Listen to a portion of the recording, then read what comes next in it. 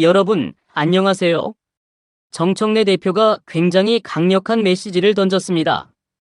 이현주가 차기 법사위원장이 될 거라는 소문이 여기저기서 무성한 가운데 정청래는 과감하게 서영교 의원을 차기 법사위원장으로 내정했습니다. 물론 추미애 후보가 경기도지사에 출마하면서 보궐 성격으로 임명된 측면도 있습니다. 하지만 이걸 가볍게 넘겨서는 절대 안 됩니다. 지금 이 모든 과정이 이현주를 중심으로 꿈틀대는 뉴 이재명 이용 세력과 그 주변에 달라붙은 이동형, 김용민 목사, 이상호, 함동균 같은 극단 스피커들과 깊이 연결돼 있기 때문입니다. 아마 이런 이야기는 처음 들으실 겁니다. 충격적일 수밖에 없습니다. 오늘 영상만 제대로 집중해서 보시면 최근 조직적으로 벌어지고 있는 유시민 작가 저격, 김어준 공장장 흔들기, 그리고 이 모든 것이 당내 분열로 치닫는 현상을 명확히 이해하게 될 겁니다.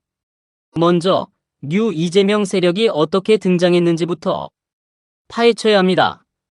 이건 단순한 지지자 현상이 아닙니다. 이재명을 이용하려는 정치 세력을 말하는 겁니다. 그 시작점은 의외로 정청래 대표와 관련된 사건입니다. 정청래 대표가 가장 강력하게 밀어붙인 과제는 바로 1인 1표제였죠.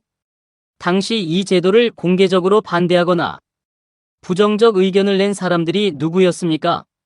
이현주, 황명선, 강득구, 윤종군, 민주당 김문수 등입니다. 여기에도 이현주와 비슷한 의원들이 있죠. 대체 왜 그들은 1인 1표제를 그렇게 극렬히 반대했을까요? 그 답은 대의원제를 이해하면 명확해집니다. 대의원제란 무엇입니까? 일반 당원 전체가 직접 표를 행사하는 게 아니라 별도로 뽑힌 일부 대의원들이 당대표 선거나 중요한 의사결정에 권력을 집중하는 구조입니다. 반대로 정청래의 1인 1표제는 권력을 당원 전체에게 분산시킵니다. 진정한 민주주의에 한 걸음 더 다가가는 거죠. 그런데 1인 1표제를 반대한다는 건 중간 권력을 절대 놓치고 싶지 않다는 치명적인 정치적 속내가 드러나는 순간입니다. 일반 당원은 회사 전체의 주주, 당대표는 CEO, 대의원은 중간 간부나 대리인이라고 보시면 쉽습니다. 그 중간 권력을 쥐고 있는 최고위원들 사이에서 1인 1표제 논란이 터질 수밖에 없었죠. 그렇다면 1인 1표제를 막으려면 어떻게 해야 할까요? 바로 정청래 대표를 흔들어 무너뜨리면 됩니다. 그래서 실제로 1인 1표제 논의가 한창일 때부터 정청래를 향한 공격이 시작됐습니다. 왜 이렇게 급하게 처리하냐? 셀프 개정 비판을 피하려면 이번 전당대회가 아니라 다음부터 적용해야 한다. 이현주와 황명선이 했던 바로 그 말입니다. 노골적이고 뻔뻔한 비판이었습니다. 이 반대 세력이 모여서 만든 게 바로 뉴 이재명입니다. 그래서 그들은 리박스쿨 문제에 대해 어느 순간부터 입을 꾹 다물어 버렸죠. 최근 매불쇼 정승기 작가가 자신의 채널에서 폭로한 내용이 바로 이 장면입니다. 그들은 몸을 풀고 있었는데 갑자기 큰 변화구가 날아오니 출마를 앞둔 의원들의 표 계산이 완전히 깨져버렸습니다. 그래서 격렬히 반발했고 그 반발 세력이 뉴 이재명으로 뭉친 겁니다. 이현주가 리박스쿨 문제로 열을 올렸을 때 대한민국에서 제가 가장 크게 실망한 의원이 있었습니다.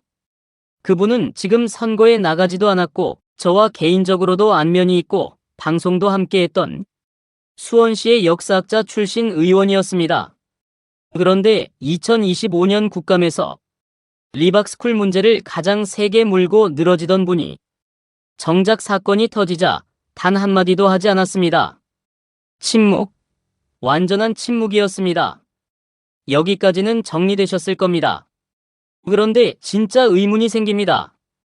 정청래의 1인 1표제가 그렇게 마음에 들지 않으면 그냥 정청래만 공격하면 되지 왜 뉴 이재명을 외치며 이재명 정부의 검찰개혁까지 흔들고 유시민 작가와 김어준 공장장까지 마구잡이로 까내리는 겁니까? 여기서 핵심 인과관계가 드러납니다. 유시민과 김어준은 검찰개혁에 가장 적극적인 사람들입니다. 정부안이 나오자마자 이대로는 안 된다며 정성호 장관과 김민석 총리를 강하게 비판했습니다. 그 결과 이재명 대통령은 법사위와 개혁파들의 요구대로 45조를 과감히 삭제했습니다.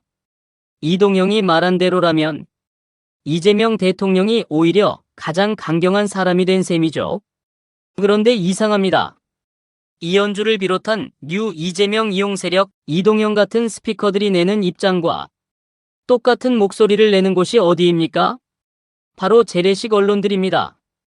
이 재래식 언론들은 이제 단순한 정부 정책 비판을 넘어 이동형, 김용민 목사 같은 극단 유튜버들과 같은 프레임을 만들어냅니다.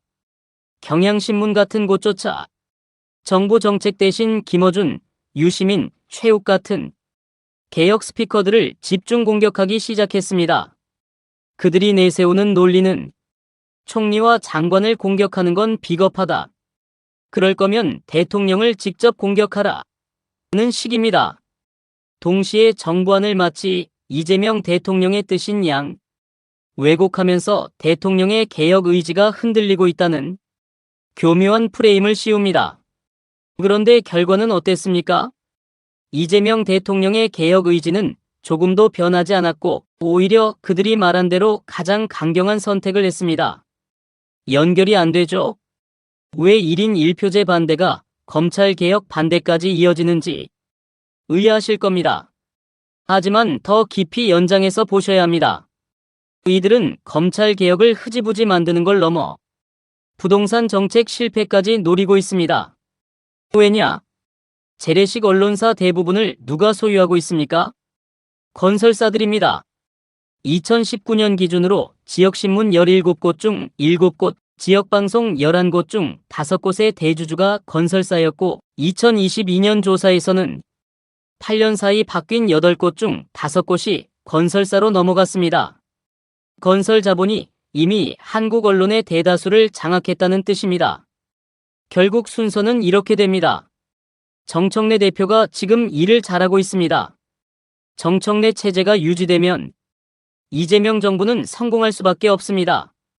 당원 지지율을 보십시오. 정청래 대표 지지율이 80%를 넘기고 있습니다. 그래서 이들은 먼저 정청래 체제부터 흔들어야 이재명 정부의 입법 동력이 약해진다고 판단한 겁니다. 정청래가 흔들리면 검찰 개혁부터 무너집니다. 이번 2차 개혁안 최종안은 총리나 장관이 아니라 정청래 대표와 뉴스공장 매불쇼가 적극적으로 수기 작업을 해서 만든 것입니다. 정청래 체제가 흔들리면 그런 적극적인 과정이 사라지고 처음 정부안 같은 허술한 안으로 흐지부지 통과될 가능성이 큽니다. 검찰개혁은 이재명 정부의 핵심 공약이자 가장 중요한 과제입니다. 이게 흔들리면 부동산 정책, 주식 정책까지 줄줄이 무너집니다. 부동산 정책이 흔들리면 누가 가장 좋아하겠습니까? 언론사를 쥐고 있는 건설사들입니다. 그래서 뉴 이재명 세력이 지방선거를 넘어 전당대회까지 장악하려 하는 겁니다. 이들은 단순히 조직적으로 움직이는 게 아닙니다. 치밀하고 악랄하게 움직이고 있습니다. 이현주를 절대 무시해서는 안 됩니다. 그녀의 개인 정치사는 성공과 거리가 멀지만 분열 정치만큼은 항상 성공해왔습니다.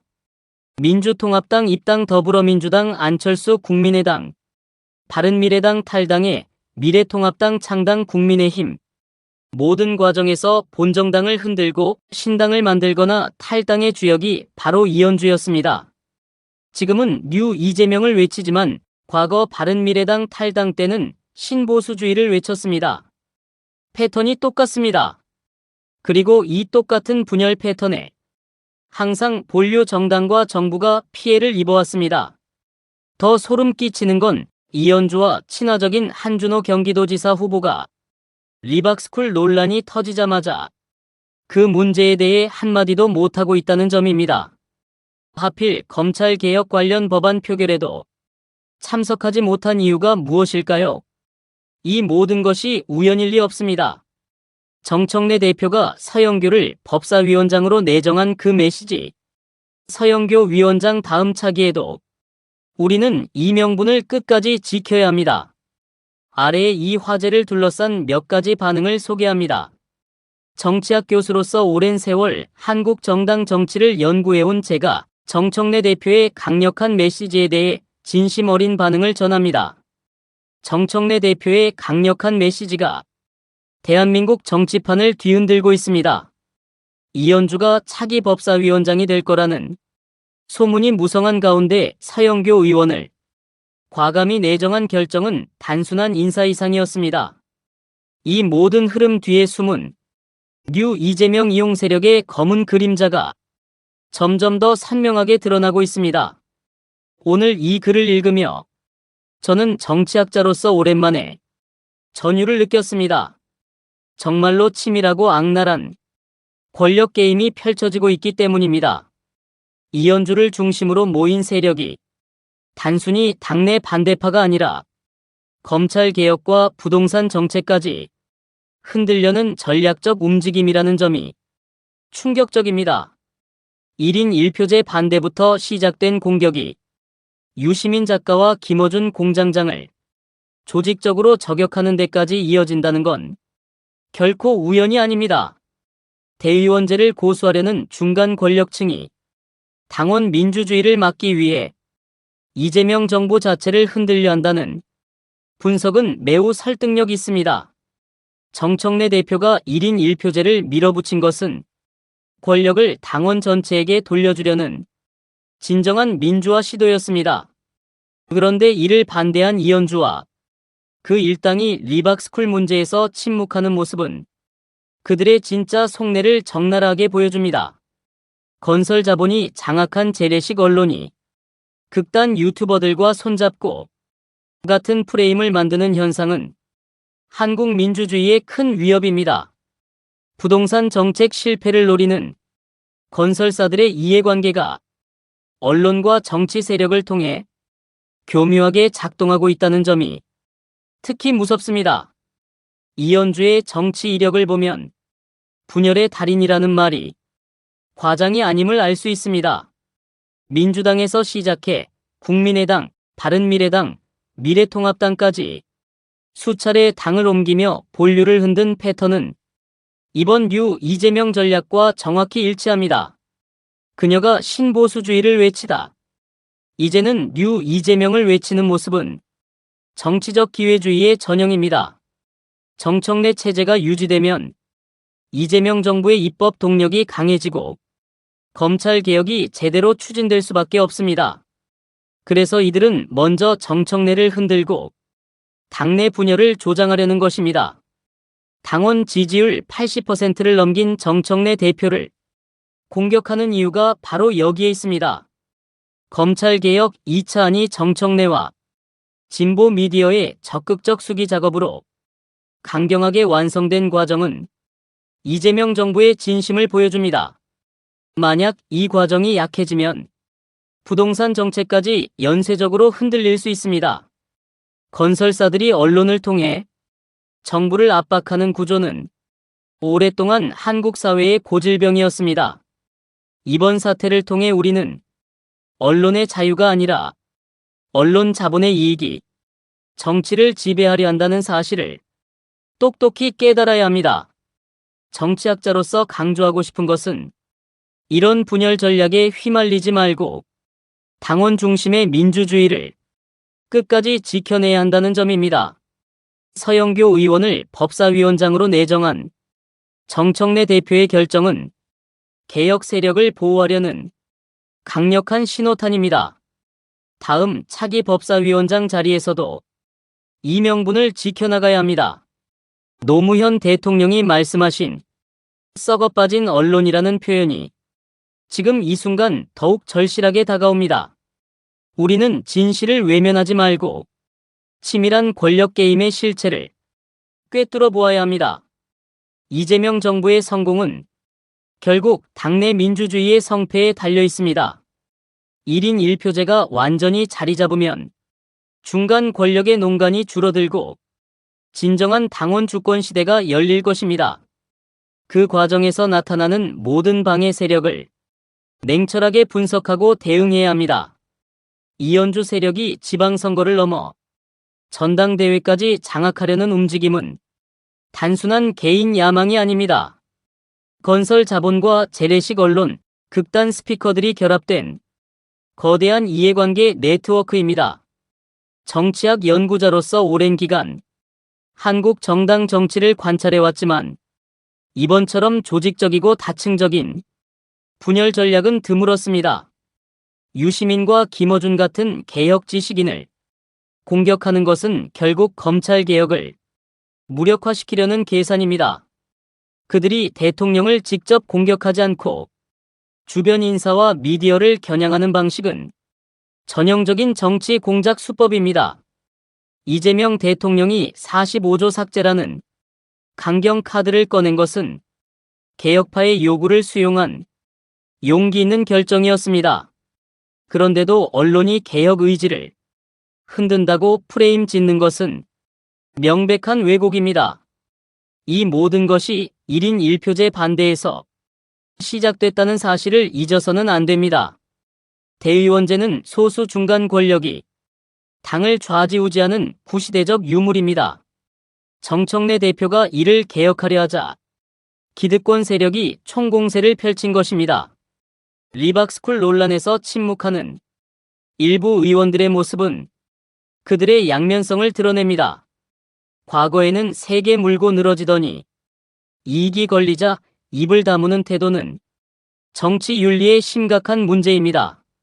한국 정치가 건강해지려면 이런 기회주의적 행태를 철저히 청산해야 합니다. 정치학 관점에서 볼 때 이번 사태는 권력 분산과 집중의 갈등을 상징합니다. 당원에게 권력을 돌려주려는 노력과 그걸 막으려는 중간 권력의 저항이 격렬하게 충돌하고 있습니다. 이 충돌의 승패가 이재명 정부의 성패를 결정할 것입니다. 건설사 자본이 지역 언론을 장악한 통계 자료는 충격적입니다. 언론이 공론장이 아니라 특정 이익 집단의 도구로 전락한 현실을 직시해야 합니다. 이제 시민과 당원들이 스스로 깨어나야 할 때입니다. 정청래 대표의 지지율이 높은 이유는 그가 당원 민주주의를 진심으로 추구하기 때문입니다. 그 체제를 흔들려는 세력에 단호하게 맞서야 합니다. 서영교 의원의 법사위원장 내정은 개혁의 불씨를 지키려는 중요한 선택이었습니다. 이 결정이 단순한 보궐 인사가 아니라 전략적 메시지라는 점을 모두가 이해해야 합니다. 노무현 정신을 이어 썩어빠진 언론과 싸우는 길이 진정한 진보의 길입니다. 정치학자로서 저는 이 글을 통해 많은 분들이 한국 정치의 깊은 내면을 살펴보시길 바랍니다. 분열의 함정에 빠지지 말고 통합과 개혁의 길로 나아갑시다. 이재명 정부가 성공한다면 대한민국 민주주의는 한 단계 더 도약할 수 있습니다. 그 시작은 바로 정청래 체제의 안정과 1인 1표제의 완전한 정착입니다. 오늘 이 분석이 여러분의 생각을 자극하고 더 깊은 토론으로 이어지길 기대합니다.